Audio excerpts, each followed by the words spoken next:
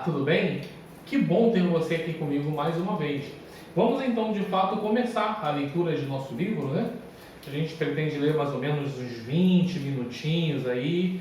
Eu acho que já vai ser bastante profícuo, vai ser bastante produtivo para nós. E não prometo ler todo dia, mas o máximo de vezes na semana que eu puder ler, vou lendo e vou postando aqui no canal para vocês ouvirem sempre que quiserem. Vamos então começar pelo prólogo. Lembrando, estamos lendo O Antifrágil, de Nassim Taleb. Diz assim: Prólogo 1. Como amar o vento? O vento apaga uma vela e energiza o fogo. O mesmo acontece com a aleatoriedade, a incerteza, o caos. Você quer usá-los e não fugir deles. Você quer ser o fogo e deseja o vento. Isso resume a atitude insubmissa deste autor diante da aleatoriedade e da incerteza. Não queremos apenas sobreviver à incerteza, nem pura e simplesmente passar por ela. Queremos sobreviver à incerteza e, além disso, como certo tipo de romanos estoicos agressivos, ter a última palavra. O objetivo é saber domesticar, até mesmo dominar e conquistar o invisível, o opaco e o inexplicável. Como? 2. O antifrágil. Algumas coisas se beneficiam dos impactos. Elas prosperam e crescem quando são expostas à volatilidade, ao acaso, à desordem e aos agentes estressores, e apreciam a aventura, o risco e a incerteza.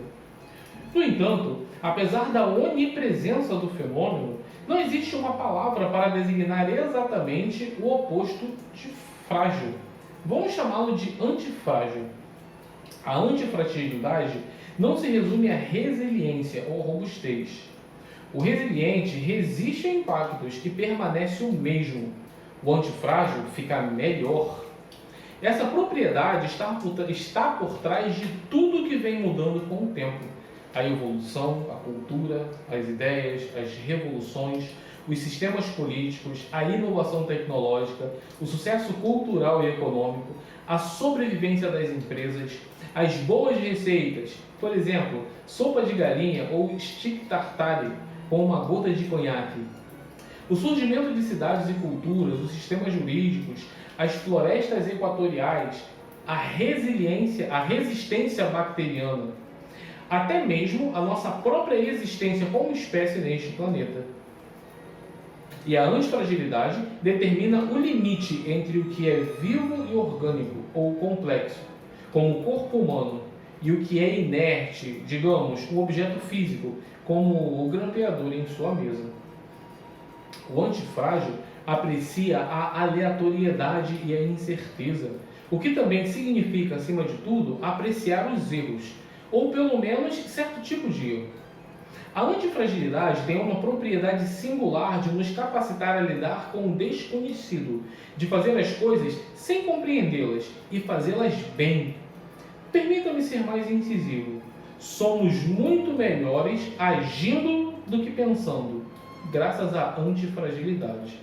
Eu preferiria ser ignorante e antifrágil a extremamente inteligente e frágil, em qualquer ocasião. Só um adendo, essa frase eu achei maravilhosa, tanto é que eu até salvei ela na capa do meu celular. Vou repetir. Eu preferiria ser ignorante e antifrágil a extremamente inteligente e frágil em qualquer ocasião. Continuando a leitura. É fácil perceber coisas em torno de nós que apreciam um pouco de estressores de volatilidade, sistemas econômicos, seu corpo, sua nutrição, abre aspas, diabetes e muitas doenças modernas similares parecem estar associadas à falta de aleatoriedade na alimentação e à ausência de um agente estressor, a fome ocasional, fecha aspas. Sua psique.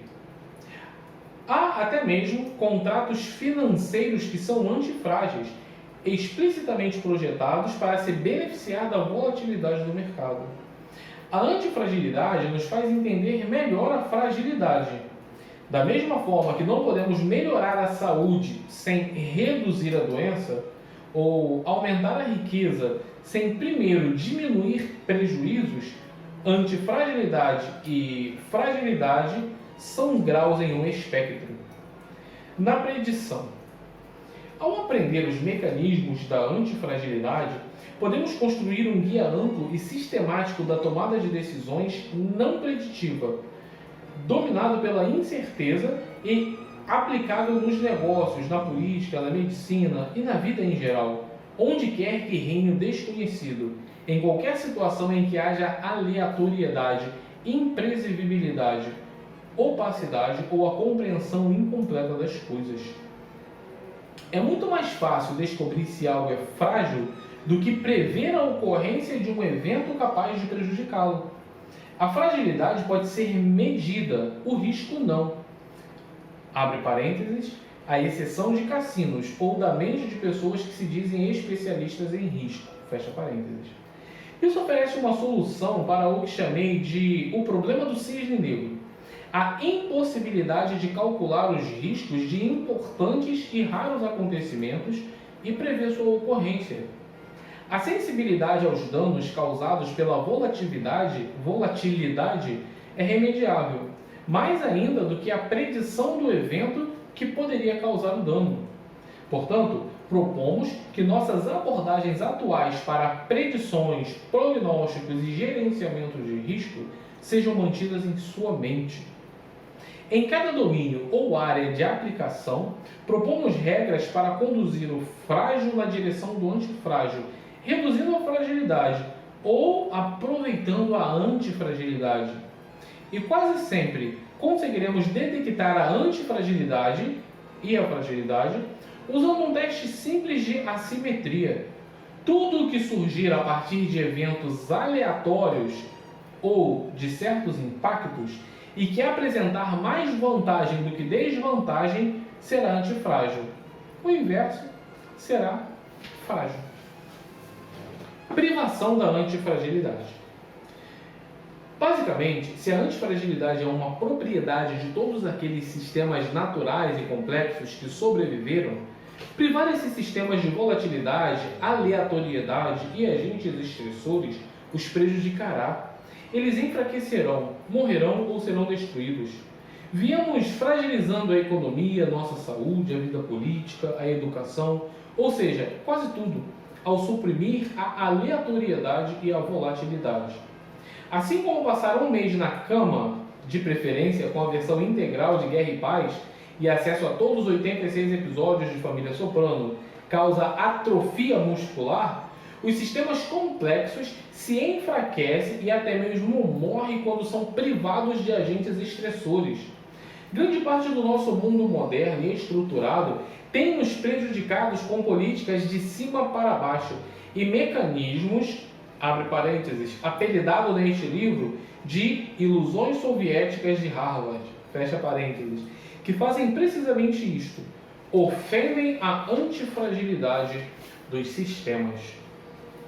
Essa é a tragédia da modernidade.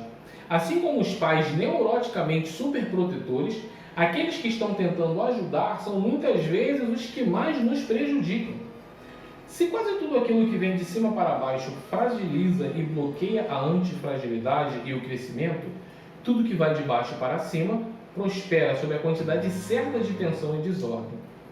O processo de descoberta ou de inovação ou de progresso tecnológico em si depende de ajustes antifrágeis e da assunção agressiva de riscos, mais do que a educação formal.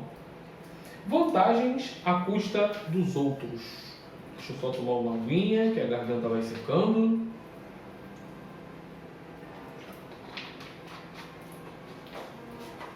Vamos continuar. Temos aí mais ou menos 10 minutos de leitura já, quase isso. A ideia é que a gente leia mais ou menos 20 minutos por dia. Vamos continuar. Vantagens à custa dos outros. Isso nos leva ao que mais fragiliza a sociedade e a maior geradora de crises, a ausência de pele em jogo. Alguns se tornam antifrágeis às custas dos outros, obtendo vantagens ou ganhos da volatilidade, das variações e da desordem, e expondo as outras pessoas aos desvantajosos riscos das perdas ou dos danos. E tal antifragilidade à custa da fragilidade dos outros encontra-se oculta devido à cegueira em relação à antifragilidade por parte dos círculos intelectuais soviéticos de Harvard. Essa assimetria raramente é identificada e até agora nunca foi ensinada. Além disso, conforme descobrimos durante a crise financeira iniciada em 2008, esses surtos de riscos aos outros ficam facilmente escondidos, devido à crescente complexidade das instituições modernas e das questões políticas. Enquanto no passado as pessoas de certo nível ou status eram aquelas e somente aquelas que assumiam riscos, que sofriam as desvantagens por suas ações, e os heróis eram aqueles que o faziam para o bem dos outros, hoje está ocorrendo exatamente o contrário. Estamos testemunhando o surgimento de uma nova classe de heróis ao reverso, ou seja, os burocratas, os banqueiros, os membros da Associação Internacional de pessoas que citam nomes de indivíduos importantes para impressionar os ouvintes que frequentam Davos. E os acadêmicos com muito poder e nenhuma desvantagem real ou responsabilidade. Eles negociam o sistema, enquanto os cidadãos pagam o preço. Verdade. Em nenhum momento da história, tantas pessoas que não assumem risco, ou seja, aquelas sem qualquer exposição pessoal, exerceram tanto controle.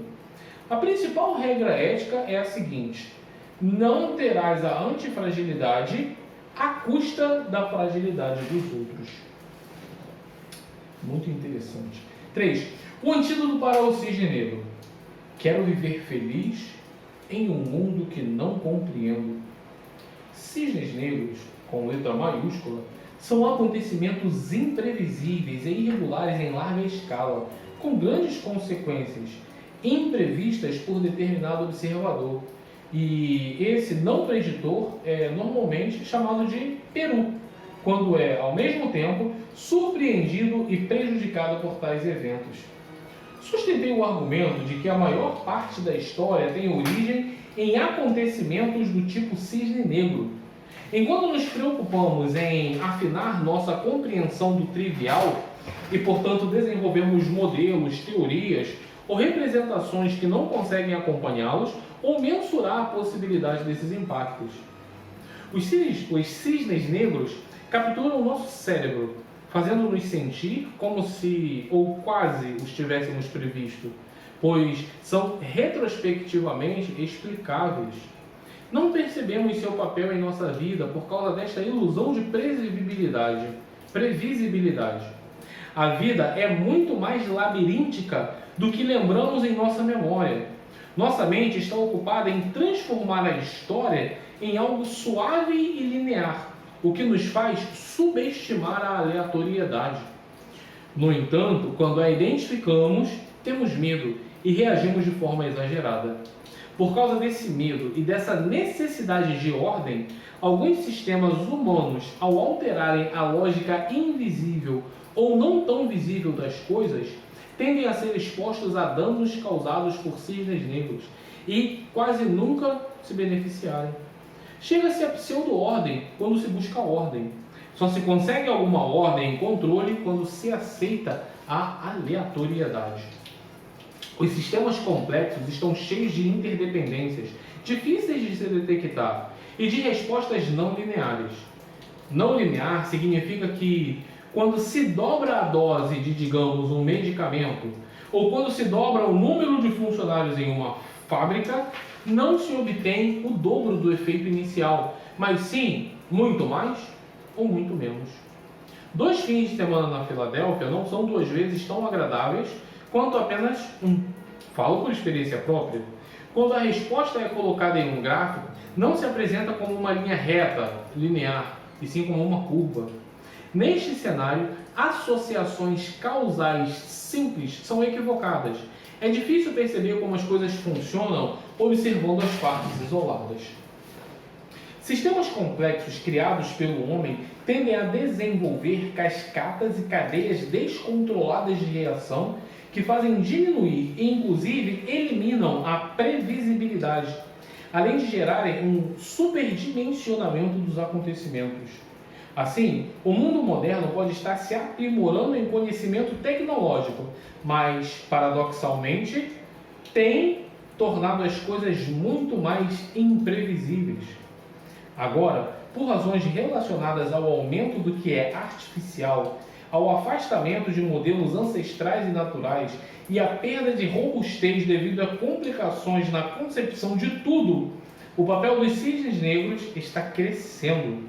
Além disso, somos vítimas de uma nova doença, chamada neste livro de neomania, que nos faz construir sistemas vulneráveis ao cisne negro, o progresso. Um aspecto desagradável do problema do cisne negro, na verdade o ponto principal e em grande parte desconsiderado, é que as probabilidades de acontecimentos raros simplesmente não são computáveis. Sabemos muito menos sobre as inundações centenárias do que sobre as de 5 anos atrás. O erro do modelo se amplia quando se trata de pequenas probabilidades.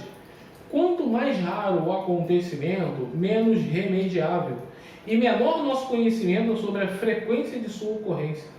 Ainda assim, quanto mais raro o acontecimento, mais confiantes têm se tornado os cientistas envolvidos na previsão, na modelagem e no uso de PowerPoint em conferências, com equações desenhadas em fundo colorido.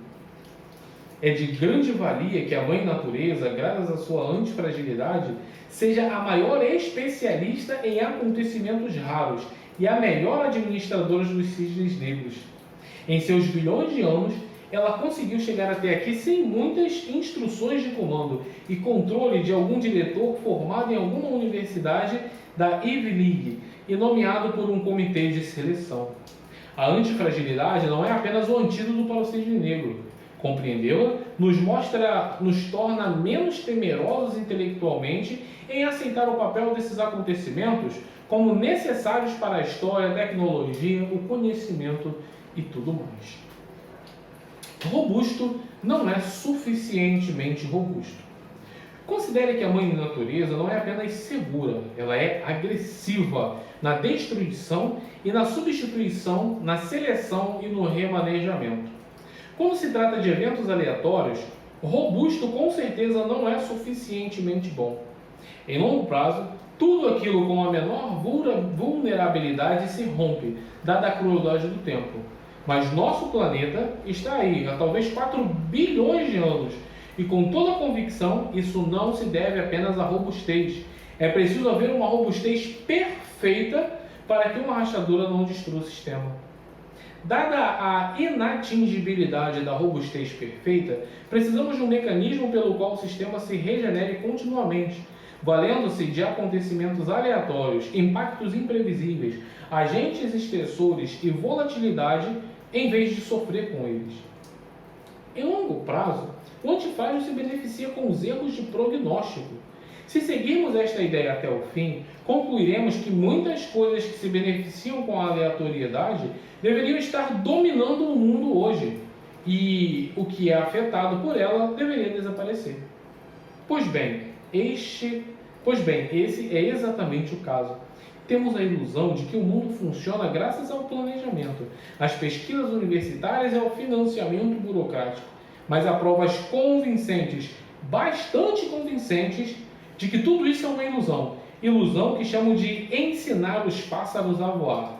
A tecnologia é o resultado da antifragilidade explorada por aqueles que assumem riscos sobre a forma de ajustes e de tentativa e erro, ficando o planejamento obsessivo confinado aos bastidores.